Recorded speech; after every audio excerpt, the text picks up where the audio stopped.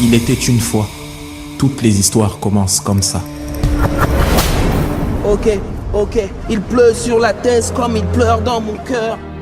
Ma vie fut prise. En vérité, la diversité, c'est quelque chose de merveilleux. Et que la diversité, c'est la France. Moi, je suis noir, je suis musulman, je m'appelle Abdel Malik, et j'aime profondément mon pays, la France. Et ça, je veux le dire haut et fort, parce que ce pays, justement par rapport au concept républicain, le concept laïque, qui fait que le vivre ensemble est possible, on peut vivre ensemble. Après, maintenant, la France, c'est pas quelque chose qui existe de manière évanescente, c'est des gens qui les représentent. Et des fois, il y a des gens qui peuvent mal représenter. Mais ça ne veut pas dire que la France, c'est pas ce pays merveilleux. Vous voyez, la France, c'est un truc que je dis souvent, c'est le pays de Rousseau, de Voltaire, de Deleuze, de Derrida, de Sartre, de Camus. En fait, c'est un pays d'intellectuels, c'est un pays d'ouverture, c'est un pays de diversité. Et c'est important de le dire haut et fort. Et voilà, et ça, il faut le répéter, mais c'est beau. Et quand je vous vois tous, je vois l'enthousiasme. Là, on fait le tour de France, et c'est vrai qu'on vit des choses belles.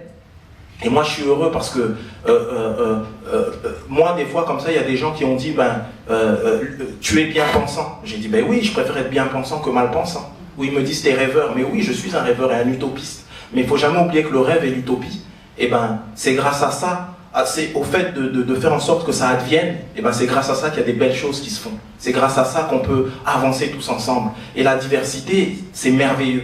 Et donc voilà, donc c'est un combat quotidien, mais c'est une lutte. Mais c'est une lutte qui me pacifie et qui pacifie mon rapport à l'autre. Et de vous voir comme ça, je vois la France et je suis heureux et je me dis qu'ensemble, on va faire en sorte que la France soit à la hauteur d'elle-même. Voilà.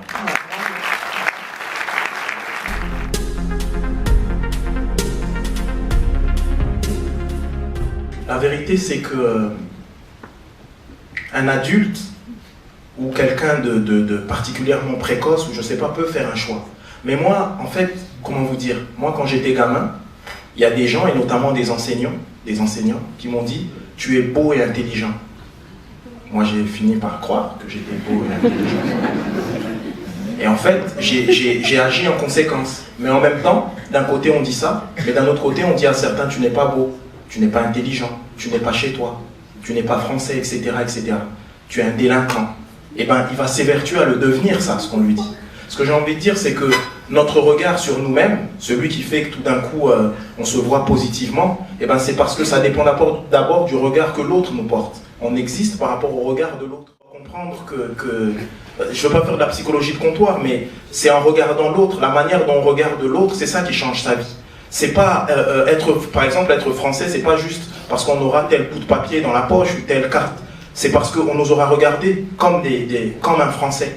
Et c'est ça qui va changer, qui change notre vie. Et encore une fois, au risque d'être redondant par rapport à vous autres Marseillais, c'est que moi, quelquefois, j'ai vu des gens de Marseille et qui disent, alors c'est des gens différents, ils n'ont rien à voir, et ils disent, moi je suis Marseillais et il y a cette appartenance. Et ça c'est beau.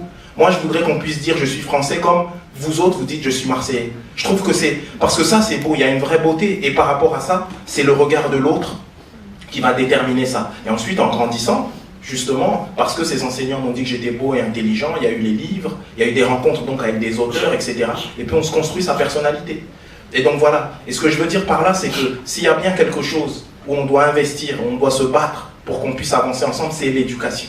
Parce que l'éducation et le savoir, c'est ça qui change le regard. En vérité, on regarde l'autre de travers quand on ne connaît pas l'autre, ou quand on a le sentiment que l'autre est différent de nous.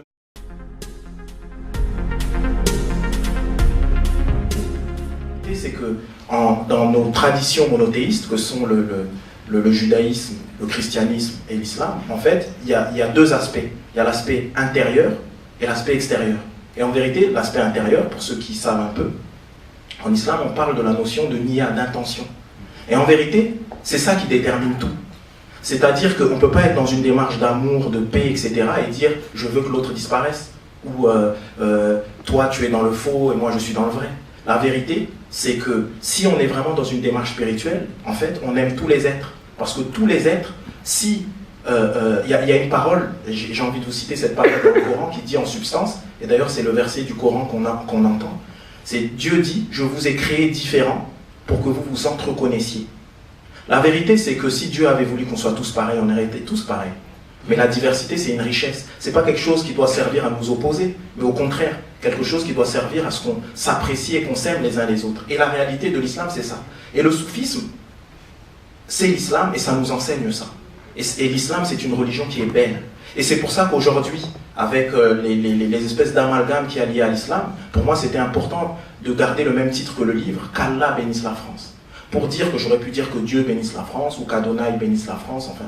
C'était pour dire que, en fait, moi je suis musulman et je suis heureux d'appeler les bénédictions de Dieu sur la France, sur ce pays merveilleux qui fait, grâce au concept républicain et laïque, qu'on puisse vivre tous ensemble, musulmans, non-musulmans, croyants, non-croyants, qu'on puisse vivre tous ensemble en harmonie et positivement. Et la réalité, c'est de se dire, que ce soit finalement en tant que musulman ou en tant que citoyen français qui croit en Dieu ou pas, c'est de dire, est-ce que je suis utile à mes semblables? Est-ce que je suis utile à la société dans laquelle je me trouve? Est-ce que je suis utile rapport à mes concitoyens? Et c'est ça, la spiritualité véritable. Donc voilà, donc en réalité, le soufisme est un mot, mais le soufisme, c'est l'islam, et l'islam, c'est le soufisme.